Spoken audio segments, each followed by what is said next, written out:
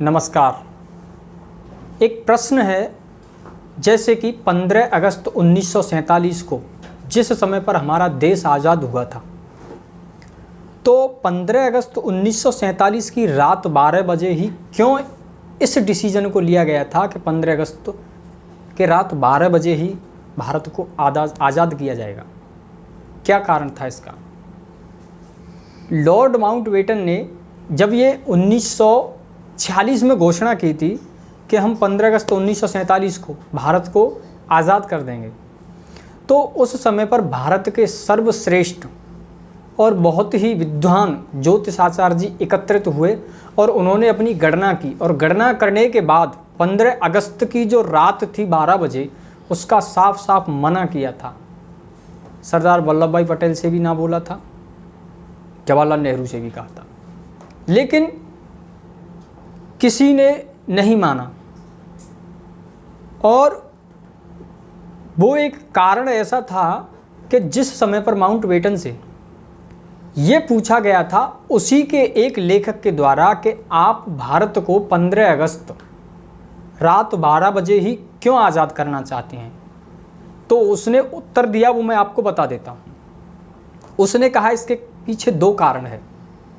पहला तो ये कि मैं जितने भी भारत के सर्वश्रेष्ठ ज्योतिष आचार्यों के पास गया हूँ और घूमा हूँ, तो उनके मुख से केवल यही सुना है कि अगर भारत देश 15 अगस्त को आज़ाद होता है तो भारत के लिए ये शुभ परिणामदायक नहीं रहेगा। भारत कभी एक होकर के नहीं रहेगा, ये खंड खंड टुकड़ों में बंटने के खतरे में ही रहेगा। और वही हुआ। 15 अगस्त की रात को जब बंटवारा हुआ तो पाकिस्तान के रूप में बंटवारा हो गया था। 15 अगस्त को जब देश आज़ाद हुआ था तो पाकिस्तान का भी बंटवारा अलग हुआ था। और दूसरी बात ये थी कि 15 अगस्त लॉर्ड माउंटबेटन ने कहा कि 15 अगस्त का जो दिन है हमारे लिए विश्व विजेता का दिन रहेगा, क्योंकि जापान पर 6 अगस्त 9 अगस्त 2 एटम बम गिराए गए थे और जापान की आर्मी ने उस समय पर इंग्लैंड की आर्मी के आगे हैंड ओवर किया था, आत्मसमर्पण किया था। तो ये दो कारण है कि 15 अगस्त को हम अगर बंटवारा करते हैं तो भारत देश कभी भी शांतिपूर्ण तरीके से नहीं रहेगा और भारत देश खंड खंड टुकड़ों में बंटने के कगार पर रहेगा। यही अंग्रेज चाहते थे। और एक बार भी मैं पहले बता चुका हूँ कि जब भारत देश आज़ाद हुआ तो उसके बाद जम्मू कश्मीर, हैदराबाद और जूनागढ़, ये 3 रियासतें थीं। तो उस समय पर ये तीनों की तीनों मांग कर रही थी कि हमें भारत के साथ नहीं रहना है। यहाँ के जो राजा थे ये तीनों के तीनों कह रहे थे कि यहाँ पर हमें नहीं रहना है, हमको अलग देश बनाना है।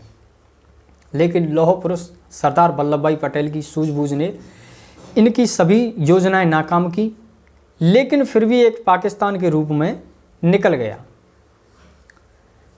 दूसरी बात, जम्मू कश्मीर में जिस समय पर पाकिस्तान ने आक्रमण किया था तो जम्मू कश्मीर के महाराज हरि सिंह थे।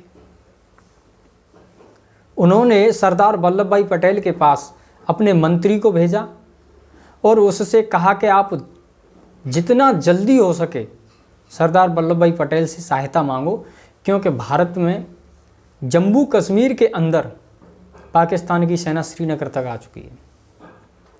तो उस समय पर जम्मू कश्मीर के राजा के सामने सरदार वल्लभ भाई पटेल ने एक प्रस्ताव रखा था कि अगर आप इस जम्मू कश्मीर को भारत में विलय करते हैं, भारत में मिलाते हैं, तो ही मैं सेना भेजूंगा, अन्यथा आप स्वयं लड़ो, क्योंकि आप तो अलग प्रदेश बनाने की मांग कर रहे थे। तो सरदार वल्लभ भाई पटेल की इस बात को सुन करके महाराज हरि सिंह का जो मंत्री था वो गया वापस और महाराज से बोला। जब महाराज ने ये देखा कि अब हमारे पास कोई रास्ता नहीं है, तो उन्होंने हस्ताक्षर किए और सरदार वल्लभ भाई पटेल को दिया। तो उसके बाद श्रीनगर में पाकिस्तान की सेना घुस चुकी हो, तब भारत की आर्मी दिल्ली से रवाना हुई थी। और जाकर के वो इस तरह से मारकाट की, उन्होंने इस तरह से मारकाट की कि उन्होंने कश्मीर से खदेड़ करके लाहौर कराची तक उन्हें खदेड़ा।